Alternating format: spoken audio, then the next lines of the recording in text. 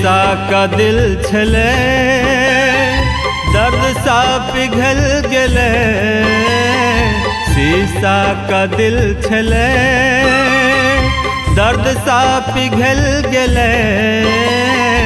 आँखक लोर लहू बन का याद में बह गेले। आँखक लोर लहू बन का याद में बह गेले। शीशा का दिल छले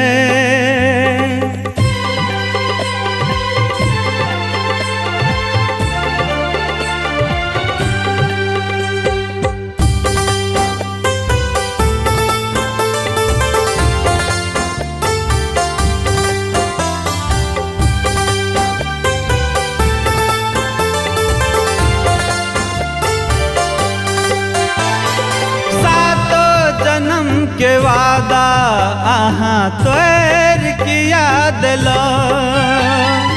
जाके छलो जा दूसरा संगे दिल किया दिलो।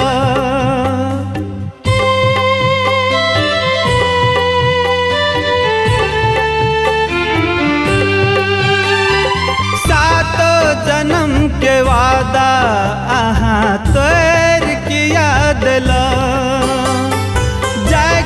छलो जा दूसरा संगे दिल किया दिलो। पागल भागलो हम सजने यहाँ का याद में।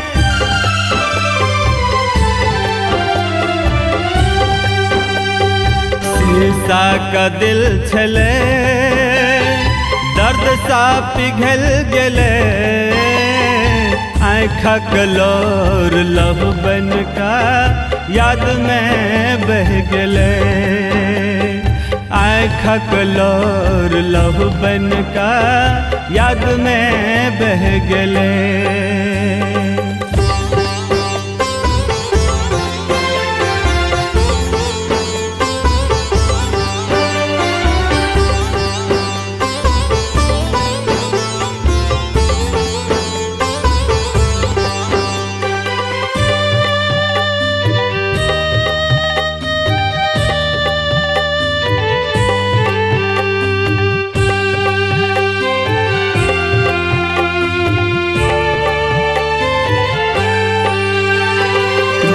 टूटला के नहीं कोनो हैया आवाज हो।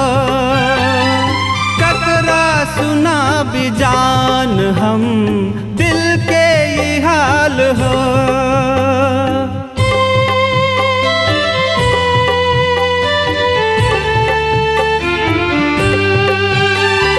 दिल टूटला के नहीं कोनो हैया आवाज हो।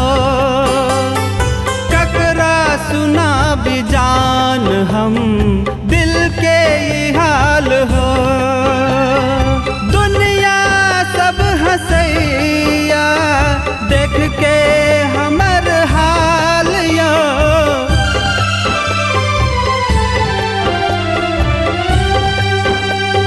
शीशा का दिल छले दर्द सा पिघल गेले। आँखक लोर लहू बन का याद में बह गेले। आँखक लोर लहू बन का याद में बह गेले।